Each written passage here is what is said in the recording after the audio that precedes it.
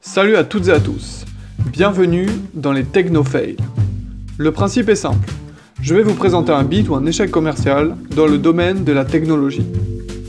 Aujourd'hui, ce sera sur l'Apple Piping. De nos jours, Apple est une des entreprises les plus riches et populaires au monde. Mais il fut une époque où les Mac et les iPhones n'existaient pas encore. Apple, avant ceci, a donc tenté de rentrer dans divers marchés, dont celui du jeu vidéo au milieu des années 90, en proposant une console, la Piping, qui fut malheureusement un bid commercial. Pour commencer donc, Apple a conçu le produit et ensuite Bandai fut le principal à le commercialiser. La date de sortie fut au Japon le 28 mars 1995 et ensuite aux États-Unis ainsi qu'au Canada le 1er septembre de la même année. Cette console est à la base une sorte d'ordinateur ayant pour principale activité la console de salon. Ce fut la 5e génération se basant avec des CD-ROM. Il y a eu au total 45 000 unités vendues et la fin de production fut en mars 1997. Après ce résumé du produit, essayons de rentrer plus en détail sur les fonctionnalités de cette Piping avant d'en comprendre les échecs. Elle fut construite dans le but d'être une console à haute performance, qui pouvait également avoir des fonctionnalités d'un ordinateur de bureau, disposant par exemple d'un navigateur Internet.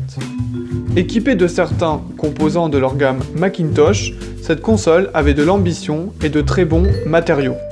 Il était aussi important pour Apple de vouloir concurrencer le marché des jeux vidéo, en plein essor à cette époque, en proposant eux aussi leur gamme de produits. Mais voilà, le résultat n'est pas là et ce fut un gros échec. Alors quelles en sont les raisons ?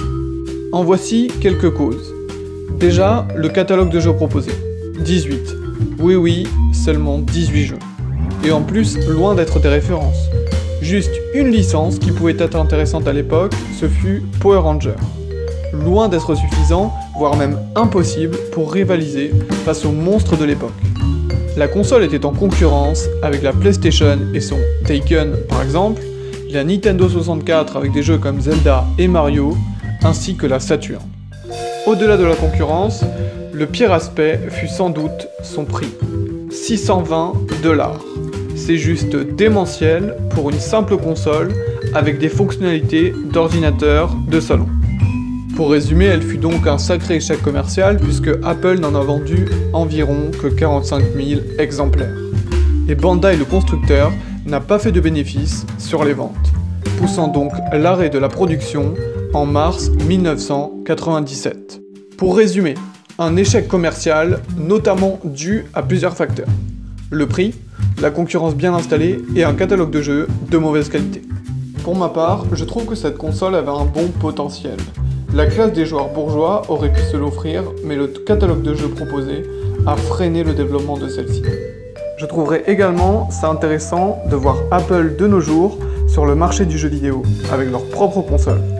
Apparemment, ils travailleraient sur un casque de réalité virtuelle, donc affaire à suivre.